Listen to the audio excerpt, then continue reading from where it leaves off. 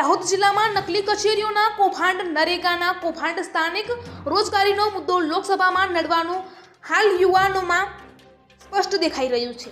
ત્યારે આજે કોંગ્રેસ આમ આદમી પાર્ટીના ગઠબંધનના કોંગ્રેસના અનુભવી લડાયક આંદોલનકારી પ્રભાબેન તાવિયાડે દાહોદ લોકસભાની ટિકિટની મહોર લગાવતા આજે ઇન્ડિયા ગઠબંધનના સંયુક્ત પાર્ટીઓના હોદ્દેદારો સાથે દાહોદના લોકસભાના કોંગ્રેસના ઉમેદવારે પ્રેસ કોન્ફરન્સ કરતા જૂના જાણીતા કોંગ્રેસીઓમાં ભારે જુસ્સો જોવા મળ્યો હતો। આગામી વિધાનસભાની ચૂંટણીમાં ભાજપને આમ આદમી પાર્ટીએ જોરદાર ટક્કર આપી આમ આદમી પાર્ટી ઇન્ડિયા ગઠબંધનમાં થતા દાહોદ લોકસભા ચૂંટણીમાં જોરદાર ટક્કર આપશે તેવું હાલ ચિત્ર સ્પષ્ટ દેખાઈ રહ્યું છે। રિપોર્ટર ચંદુભાઈ મોહનિયા, દાહોદ જિલ્લામાં નકલી કચેરીઓના કૌભાંડ, નરેગાના કૌભાંડ, સ્થાનિક રોજગારીનો મુદ્દો લોકસભામાં લડવાનું હાલ યુવાનોમાં સ્પષ્ટ દેખાઈ રહ્યું છે।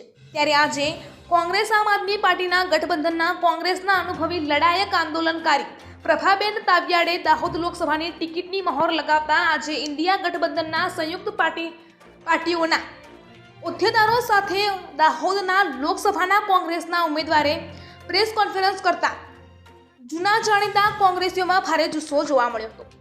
આગામી વિધાનસભાની ચૂંટણીમાં ભાજપને આમ આદમી પાર્ટીએ જોરદાર ટક્કર આપી આમ આદમી પાર્ટી ઇન્ડિયા ગઠબંધનમાં થતા દાહોદ લોકસભા ચૂંટણીમાં જોરદાર ટક્કર આપશે તેવું હાલ ચિત્ર સ્પષ્ટ દેખાઈ રહ્યું છે। રિપોર્ટર ચંદુભાઈ મોહનિયા, દાહોદ।